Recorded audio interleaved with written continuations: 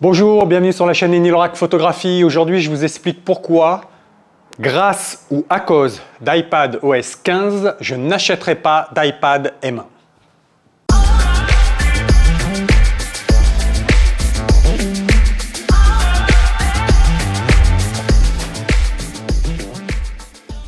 On est jeudi, au moment où j'enregistre la vidéo, et lundi s'est déroulée la WWDC d'Apple. Qu'est-ce que c'est la WWDC? C'est la conférence développeurs d'Apple. C'est là où ils vont présenter leur nouveau software, leur nouveau logiciel et leur nouvelle façon, entre guillemets, de penser le monde et de penser l'utilisation que l'on a de leurs objets. Bon, même si j'avoue que j'ai une petite déception par rapport à cette conférence, c'est que, comme beaucoup, j'attendais un petit peu des nouveautés hardware, de type nouveau MacBook ou nouveau Mac Mini.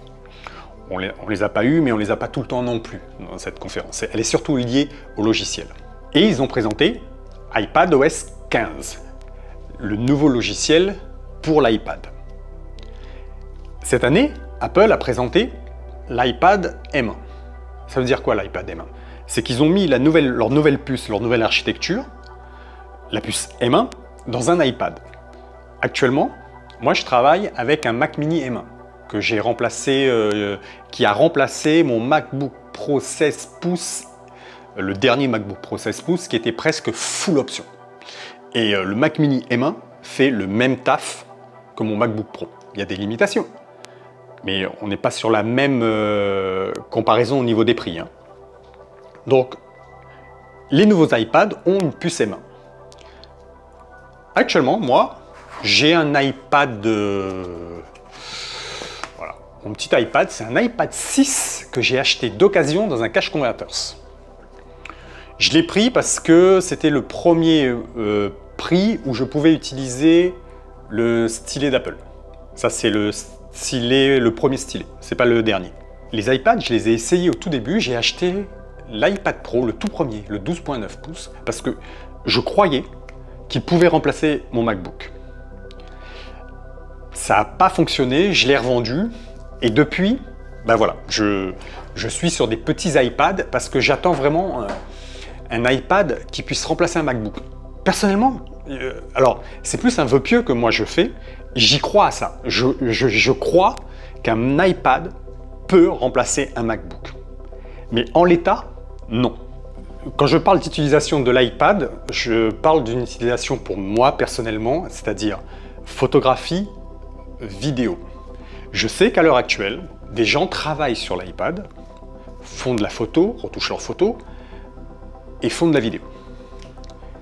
Mais ouais, on va pas se mentir, on est beaucoup plus productif avec un MacBook que sur un iPad, hein. Il n'y a rien à voir, il y a un monde complet, quoi. La gestion du multitâche, c'est une horreur sur l'iPad, c'est une horreur. C'est super compliqué. Là où en plus, c'est la force d'Apple. La simplification des tâches, de l'utilisation d'un device, c'est leur force. Le multitâche sur l'iPad, mais c'est une horreur. On n'y comprend rien. Si vous n'avez pas fait Polytechnique, vous ouvrez un iPad, vous ne savez pas comment faire un multitâche, hein. Et donc, du coup, sur la WWDC, ils ont présenté un nouveau système de multitâche. Alors, c'est avec des fenêtres où maintenant, on aura des petits onglets où on pourra cliquer qui nous dira, on aura 3 onglets, voire 4 selon certaines situations, où on saura, entre guillemets, où mettre les fenêtres. Mais on est limité à 3, hein. Le multitâche, c'est une horreur. Et ils ne l'ont pas arrangé avec le iPadOS 15. Ils essayent de le simplifier, mais franchement, je pense qu'il faudrait qu'ils fassent une refonte complète du multitâche. Le multi-écran. En fait, on n'a que du double écran, hein. Enfin non, pas du double écran, on a une recopie d'écran. Non, moi je veux pouvoir brancher mon iPad. On est en Thunderbolt, hein, sur les derniers iPads, hein. Donc je voudrais pouvoir brancher mon écran, mon iPad sur un écran. Et faire du double écran, du multi-fenêtrage. On ne peut pas. La gestion des fichiers, on doit passer par leur côté, leur logiciel. Enfin, la gestion des fichiers, on doit passer sur l'application fichier. Je trouve pas ça pratique, je trouve pas ça pratique. Bref, tout ça pour dire, ils nous ont mis une puce surpuissante. La puce M1, elle déchire. Donc, on a un iPad qui est surpuissant, en fait. À l'heure actuelle, l'iPad, le problème de l'iPad, pour moi, hein, c'est un avis personnel, vous n'êtes pas obligé de le partager. Pour moi, l'iPad est trop puissant par rapport au logiciel. Et ce qu'a fait Apple, eh ben, en fait, ils n'ont rien fait. Ils n'ont rien fait. Les gars, ils n'ont rien fait. Alors, il y a des petites nouveautés, je vais les utiliser. Par exemple, il y a des top nouveautés sur l'application Notes où on pourra ouvrir l'iPad et prendre une note directement de n'importe où. Ça, c'est top. Moi, j'adore. Moi, j'utilise énormément le stylet sur l'iPad. J'utilise énormément le tactile et le stylet sur l'iPad. Il n'y a pas de souci. En fait, ils ont fait de l'emballage. Mais ils n'ont pas changé fondamentalement iPadOS.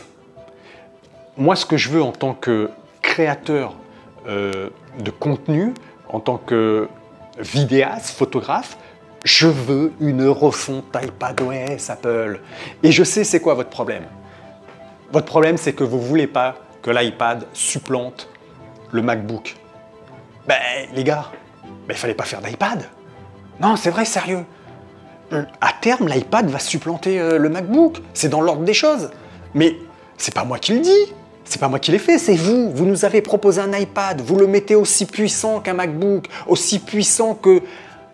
il a une puce M1, il est potentiellement aussi puissant qu'un Mac Pro dans certaines utilisations. Allez monter les rushs d'un Canon R5 sur un Mac Pro, eh ben vous allez galérer.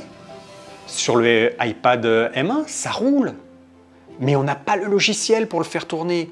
Moi, je crois qu'un iPad peut remplacer un MacBook.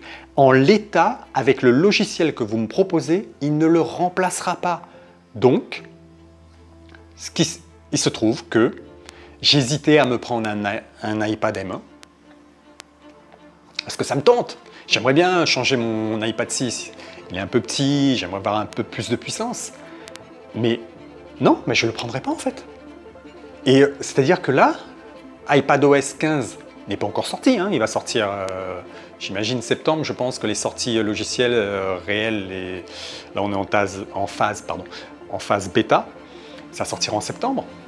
Donc c'est pas avant, peut-être, iPadOS 16 l'année prochaine, qu'on aura peut-être une vraie évolution et une vraie volonté de faire basculer l'iPad comme vrai outil de production. Ça fait long, hein. Et c'est même pas sûr hein, que là, avec l'iPadOS 16, j'aurai ce que je veux.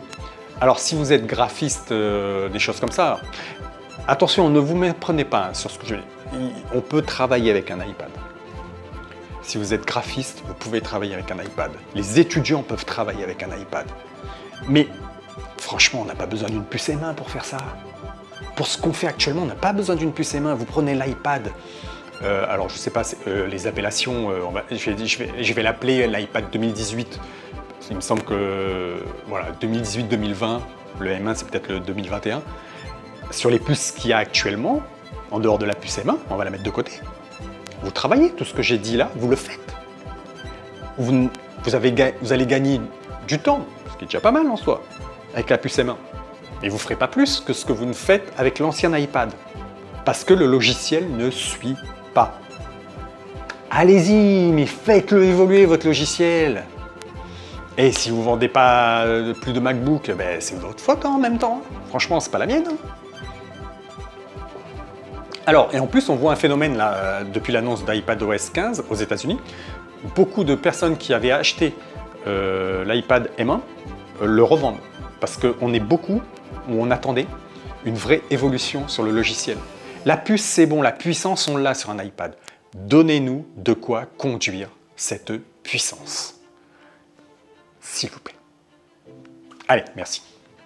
Voilà, c'est tout pour moi pour aujourd'hui. Petite vidéo pour vous partager, non pas forcément un coup de gueule, mais plus une petite déception sur l'évolution d'iPadOS 15. Ça va pas dans le sens où je veux, mais c'est pas grave. Hein. Je vais économiser de l'argent, tant mieux.